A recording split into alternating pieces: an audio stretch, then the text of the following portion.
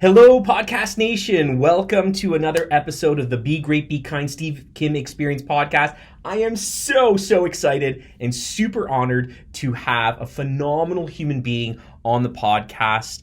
We connected a few months ago through Instagram, and I started following him because he's just a super genuine person who's compassionate, always paying it forward, always doing for others.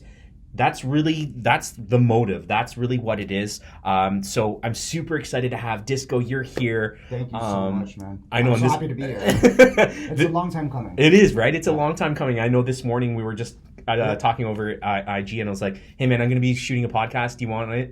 Can you come on? You're like, 100%. Let's do it. Let's just do it. So I love it. So Disco, we're going to start. So why don't you tell everyone just a little bit about who you are? Maybe the one or two people on Instagram that don't know who you are. Yeah, sure. That's, is it weird that I've never been asked the question like that before? Disco, who are you? I don't know who I am. Like you said, I just try to be a nice guy with a weird name that no one will ever forget. In general, I am an entrepreneur like yourself, my friend, and I think, and I am in the real estate niche, but I'm not a real estate agent. But that's how I found you initially, and then it was obviously your energy that and everything you're doing that attracted me to continue that relationship and try to make something of it. But otherwise, man, I'm just like everybody else, except I think I just got a little bit more balls to say the least, to be kind, and to sincerely care about other people without really caring about myself in that aspect. You know what I mean? So, man, I'm here because of that. I know that's what brought us together. I'm happy to be here and happy to share this experience with you now. Man, like kindness wins. Like really, at the end of the day, like. Everyone uses the word kind to be kind, kindness and things like that. But it's a hard thing to do, right? It's a really, really hard thing to do, and to kind of keep that path of kindness, that true North Star of staying kind. It's a hard thing to do, right? 100%. And I think, as you're talking, I'm trying to think, like, where does kindness come from in general? Or when people do dramatically kind things, like how or why does that happen, right? And speaking for myself, I think the only reason why I am the way that I am, besides my mom, shout out to my mom always. She's amazing, by the way. I see her on Instagram. Shout out to my mom, but I've had a lot of hardship growing up, whether I liked it or not, and I felt like always people who go through rough times in life somehow either go through one extreme or another. Yeah, you're right. I mean? Yeah. And I just felt like I got to the right extreme, at least the path that I wanted to go to, and it's from that hardship to be able to recognize what life is like there. Okay. And I always knew that I had the mental game to get myself out of it, or to not let it totally kill me. Yeah. Especially because I've gone through it like from such a young age. Like I lived on my own since I was 17 years old, right? Lived in a car when I was 17 years old for a few months. And that's just because I was a rebel, you know what I mean? And so if I didn't like my environment, I had no problem just walking out and dealing with it. Yeah. And so with that, when I see, like now that I'm older and I see people in similar situations, but without a choice, without the same reasoning I had, for example, being able to recognize that hardship in general and what they're going through, or basically having a lack of any type of support system, that inspires me, because I know at the end of the day, and we were talking about this before we started, we live in a society where we're hoping that, no one likes the people above us. And by above us, I'm talking about government. Okay? Growing up, I remember, whether you belong to this color or that color in Canada, I remember growing up and I could at least say, Jean Chrétien, I like that guy. He's a nice guy. I didn't know too much about politics and what was going on, but I liked him. But I feel like whether you live anywhere in North America right now, when you look at the powers that be, no one likes anybody. You know what I mean? It's always like, I don't want to pick that guy because I don't like him, so I'm going to pick the other guy. So it's not because I really liked one person, right? It's like the lesser of two evils almost, That's right? Exactly what it is. And so, again, if at the same note, we're all complaining, not all, but a lot of people complain or get upset that these same powers that be who have the power don't do anything to make our society, quote unquote, better or, happier, for lack of a better term. And so with that being said, I think that it's only fair and it's only right that people in our position, and by our position I just mean normal people, take that initiative ourselves to try to do something different, right? I love that. Because waiting for the government to do something nice or to try to help people, if that's the way we were hoping to lead our lives for to have any type of happiness in society, then we know we're gonna die miserable because it's not gonna happen that way.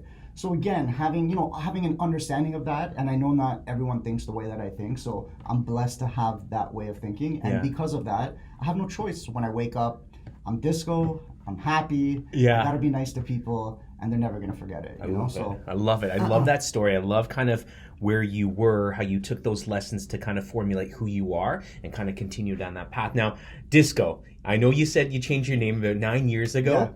Tell us kind of why. Like, that's so funny. And what's that progression like? It's so okay. This is so funny. So I was in the car business for a long time. And I worked initially at a dealership at Young and Steels. And at Young and Steels is like all different types of immigrant. No problem. My immigrant name is Ali Murad. People would call me Ali for short. Got along great at Young and Steels. The thing is that also my background is Persian, but my Farsi is like no good. Anyway, because I came when I was 3 months old, so I was raised like here. My Korean. So the one line I always had when people, because there's a lot of Persians in that area, so they'd always come in, and then obviously they'd need to speak to someone Persian, which I was no good at, but I was the only one there. So they would introduce me to them, and in Persian, I would always say, I'm so sorry, my Persian is no good, but I would say it perfectly, like perfect accent, perfect everything, because I've said it 1,000 times, and then they look at me and they're like, what are you talking about? That was flawless. I was like, okay, I need to get out of this area in general. It was just too much for me. I ended up working, getting a job in Newmarket, Ontario, which is the exact opposite of Young and Steels. And not that it's a bad thing though, right? No, like it's just very, very different. It's not a bad thing at all.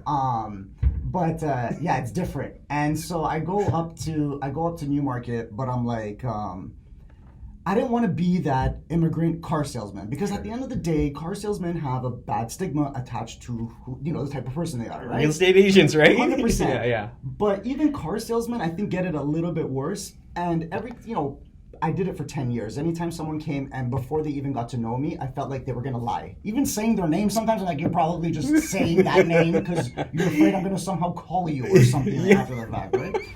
So I was like, okay, I'm going to go to Newmarket. I'm going to get away. I'm a new fresh start, all this fun stuff. The dealership I was working at, literally, including me, would have 3 salespeople. So I'm like, this is great. Like, it was great for me.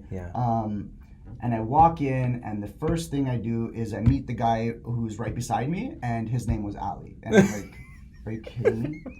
I was like, I left Young and Steels. Yeah, I left Young and Steels. I came here, and 2 out of the 3 people that work here are going to be called Ali. I'm like, oh my God. I'm like, and I look at him. I look at him, and I look at me, and I'm like, we're not even the same. Man. You still have an accent. Like, you're the Ali. I'm not the Ali. And then so, at the end of the day, the GM of that dealership, he's a pretty popular guy right now, actually, in the car world, and he has his own radio show and all this fun stuff as well too. So shout out to Mr. Greg Carrasco. Oh, I see him. Mr. Greg Carrasco. I had a very good connection with Greg. I always called him my dad. To make him feel awkward, and so he would always look at me too, and he's like, "Yo, you're not a normal person, right?" And I'm like, "Yeah, I'm not a normal person, exactly." And so literally it was a play on every single week. He'd walk up to me and he'd be like, hey, Rockstar.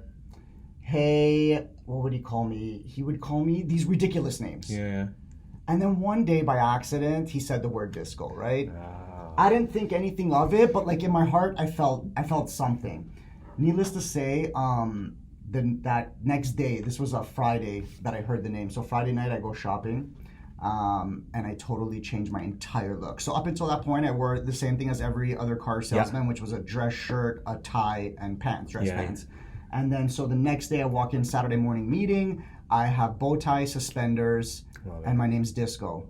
And I never, ever, ever changed and went back from that day. I was always known as the guy with the bow tie. I branded myself with the logo, and the eye was the bow tie. So, and 10 years, I would say about 7 years, after I was in the car business for 7 years after that. And that's really where my whole career, my whole everything took off. That's where like I took off as well too, to gain this confidence, because the hardest part about that was the first step. Yeah. The first step was, okay, so for your entire life, you had a quote unquote normal name to everybody else. Yeah. And now you're just some car salesman and you're going to go and call yourself Disco. I can tell you that a lot of my friends had no respect for that whatsoever. And I was in my mid-20s at that point as well too.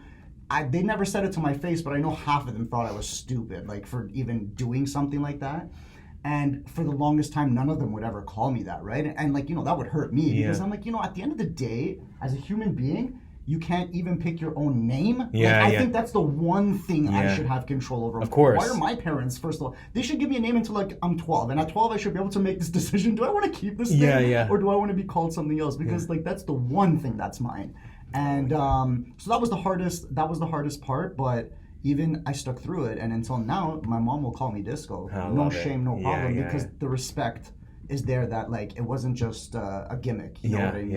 And it's something that I embodied. And the best part about changing my name was that I now have to hold myself accountable for everything I do. Because no matter what you do, you're only going to know there's one Disco. And so if I screw you over, if I'm an asshole, you're never going to forget, and that will always stay with me. Yeah, you're right. And so because of that, that's why I loved it so much, is I held myself accountable, and I knew, I was like, yo, you have to be a good person. Whether you like it or not, bro, you have to be good. Okay. And so now I smile every day, bro. And I love it, And I think that's amazing, right? That transformation. And although like the people closest to us, like our family and friends, they didn't want to quote unquote buy into that, to the change, into the person you were going to become, that you didn't let the opinions of others hold you down. No. You stayed true to yourself and you kept pushing forward, and you said something, holding yourself accountable. That's exactly right. Like that's now your name. This is now your image. This is your brand.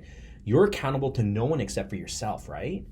No, man, and that's so motivating, And again, I understand that if you came to me at 22 or 23 years old, none of this conversation would ever come out of my mouth, okay? So that's why I also do believe that I don't believe in the concept. I don't even believe in the phrase of the word change. I don't believe in that, because that just means that you're trying to be something that you're not. But I believe that when we're younger, we do upgrade our everything else in our lives, okay? And I believe that needs to be the focus of society. We put so much pressure on changing, or like, you're dating someone, you're like, why don't you change? Why don't you become and it's like, and then there's so much resentment behind the word change, because someone will look at themselves and be like, but I like who I am. And you put this pressure of the word change on someone, and it's totally incorrect. And so if we just changed even that phrase to something like upgrade, and it's like, yo, I'm still a MacBook, just my Pentium is higher and I have more RAM, but it's the same computer, at the end of the day. And with that being said, why would you want to go through life having the same operating system forever? Like, why you want to be so old and outdated and slow, bro? No, get with the times. You want to upgrade. You want to upgrade. You always want to upgrade yourself. So that's just another concept that, again, forcing myself to go through this change of becoming Disco, and really understanding that, like, okay, you know what? You're going to try to make the smallest difference possible, because my goal is not to make a global difference, but look how far I've been able to come just by making little differences, you know what I mean? And that to me is the most impactful thing that I know I can do. So I'm not here to change the world, but I can at least change this guy's day to day. Why don't I just start with one that, by one, right? one by one. Just start with that. So you sold cars for quite a long time.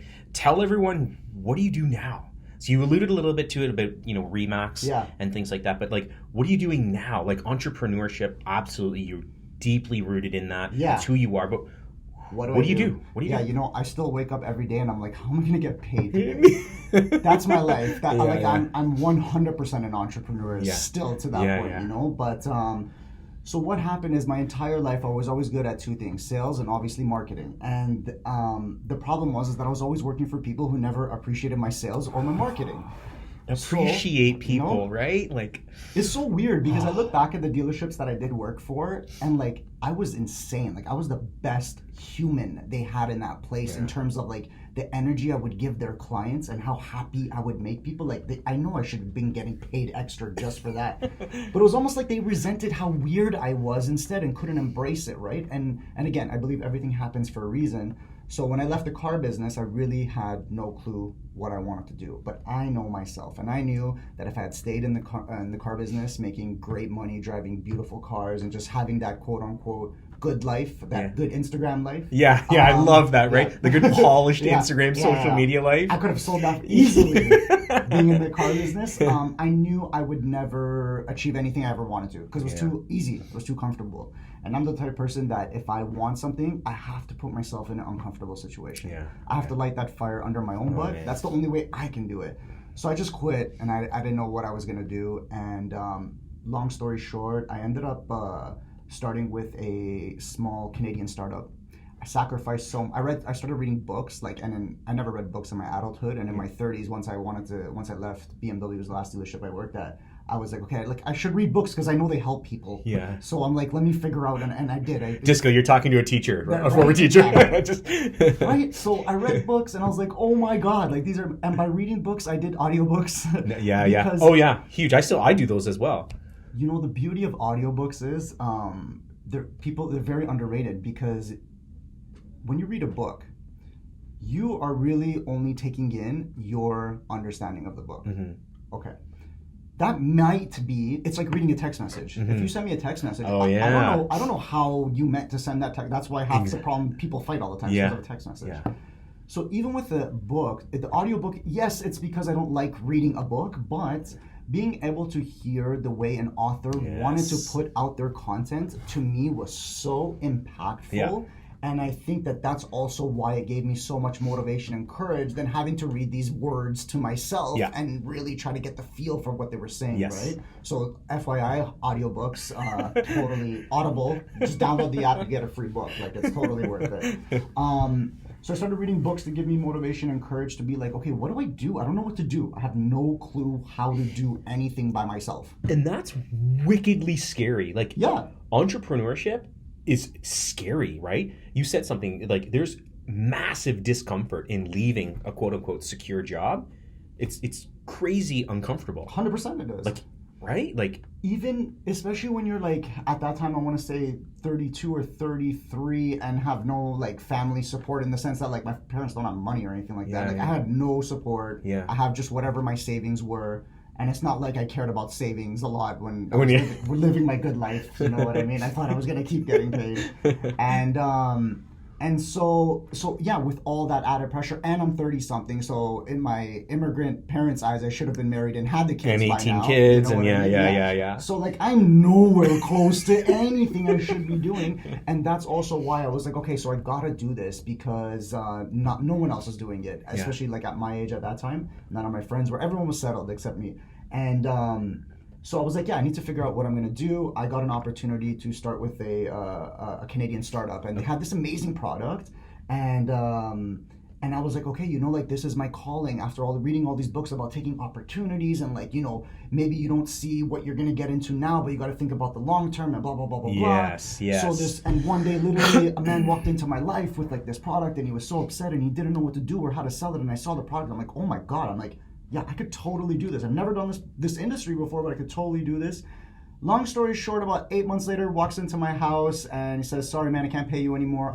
I lost everything. I got screwed over. Oh, man. I was literally had no money to pay rent. Nothing. Wow. Okay? Wow. Because this whole time I had gone into this business with the intent that I'm going to help him make this pop, and when it pops, we're going to be successful. Yeah. I took this product to levels that this guy could not even imagine. Yeah. That at the end of it, he's like, he thought he could do it himself and just took me under.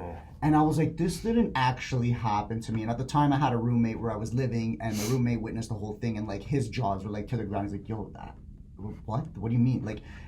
And I put my whole life into this product. So anyone that knew me at that time knew that I was only talking about this product 24/7. Yeah. And everyone loved me for what I was doing because the product was really good. And obviously, I'm not mentioning it or talking about what the product was because I don't care.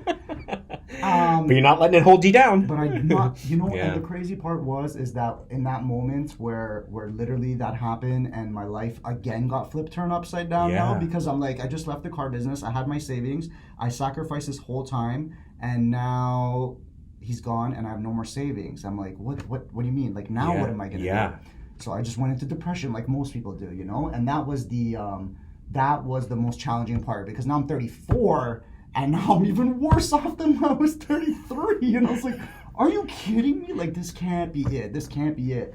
And so what happened, like, I'm lucky that I did have one or two people that constantly did believe in my existence and wouldn't let me totally beat myself up. But like, it was really, really bad in the sense that I was just so embarrassed that I would attach my name now that no one ever forgets, this product that I've been trying so hard. And now one day I can't even explain to them why I don't even belong there anymore. Literally, when someone walks into your house one day and says, sorry, I can no longer pay you. Can you please give me all the product?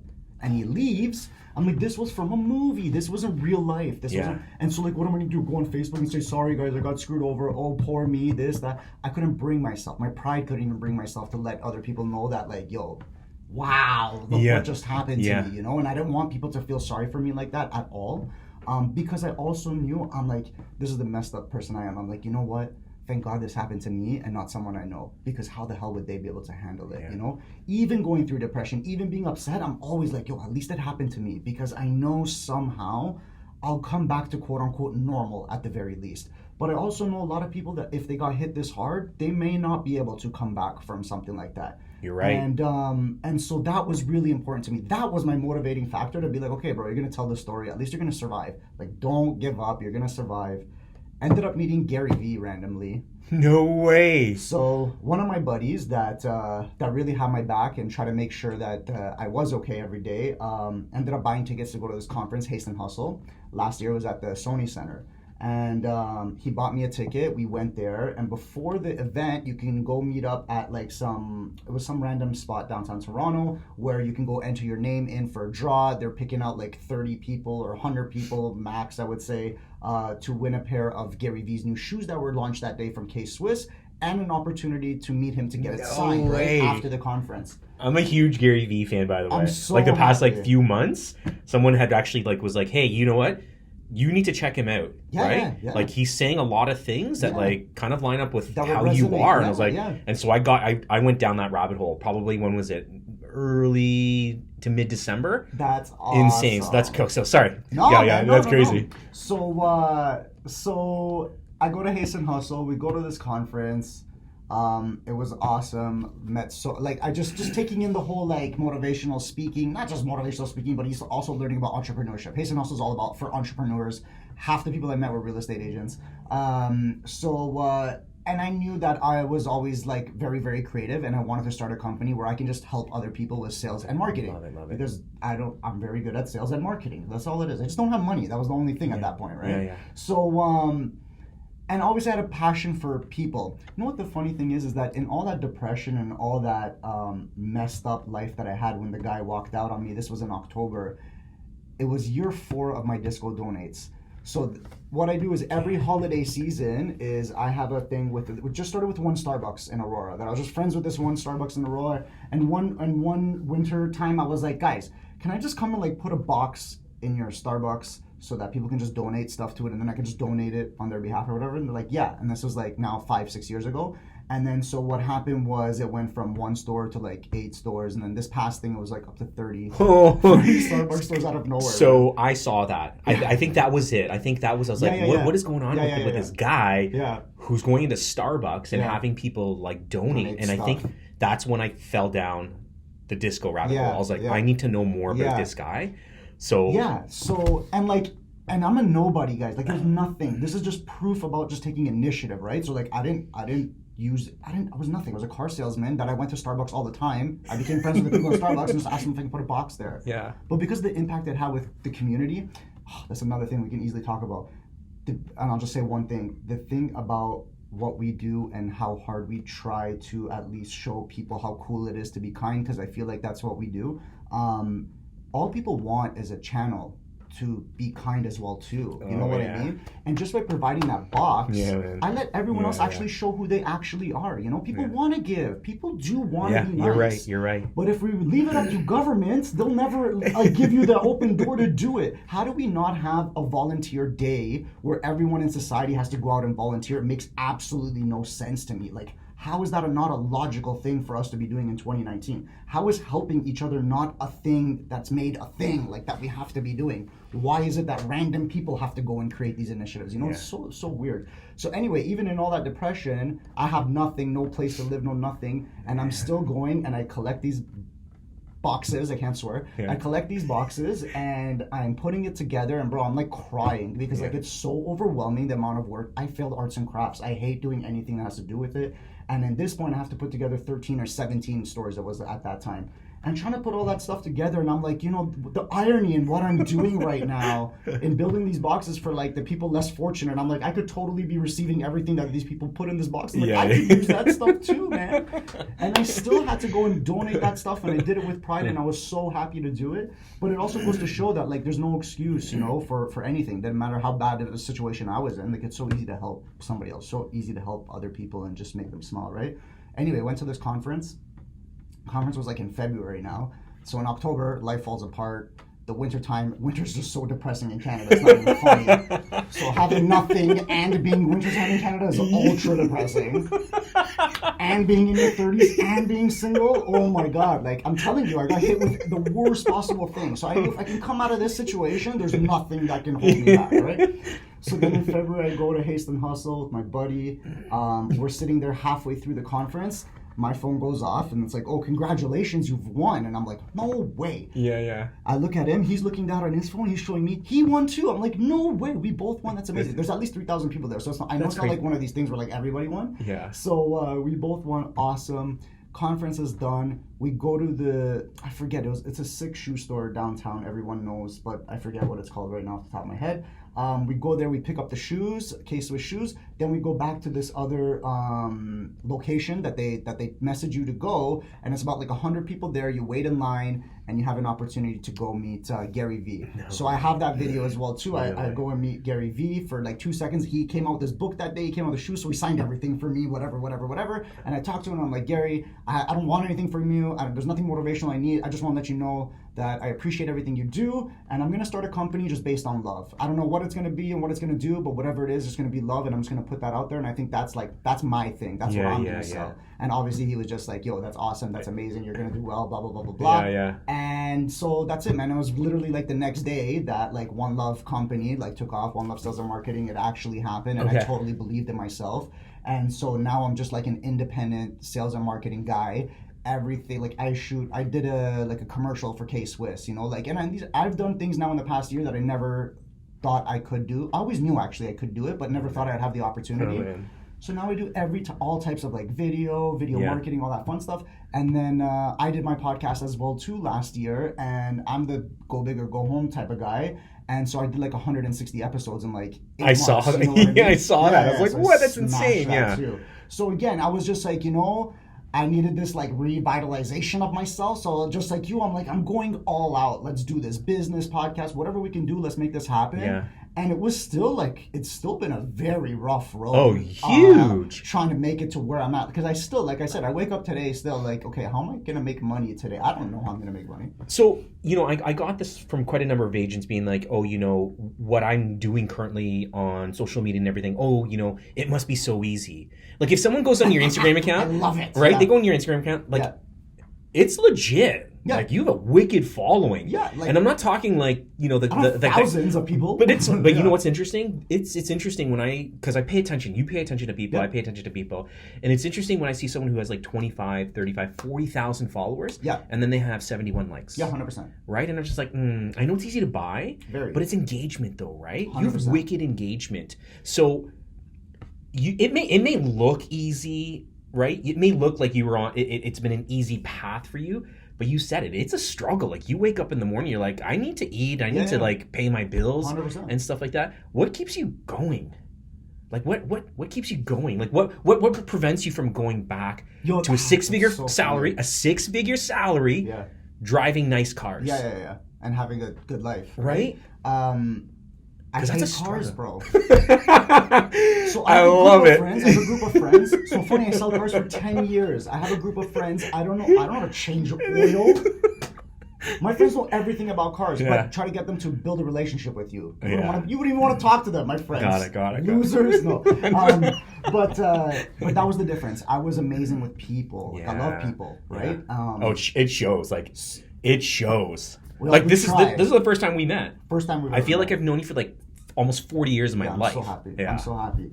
But that's just it. And I know that when Michael Jackson passed away and Prince passed away, I'm like, yo, where's the love in this world? Yeah, you know, yeah. like the cool thing about people growing up today, like your kids, for example, Yeah. they're blessed with the technology that like we didn't have to go through. We had so much ghetto-ness growing up that like we had to wait so long before we got what they got, right? But they're growing up into it. Yeah. But with that being said, the only thing that this society is going to lose out on, in my opinion, is I know people are going to hate this, but is art.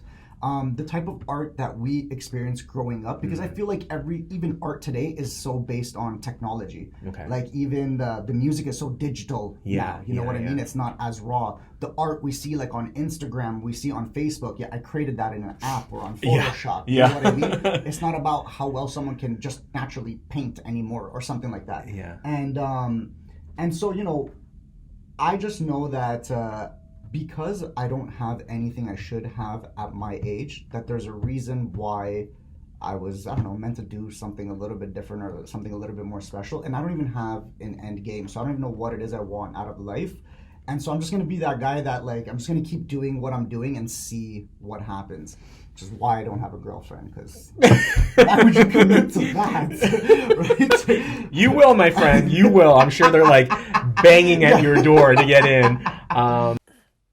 Thank you so much for listening to this podcast. Please stay tuned for part 2 next week. As always, be great, be kind, everyone. Take care. Bye-bye.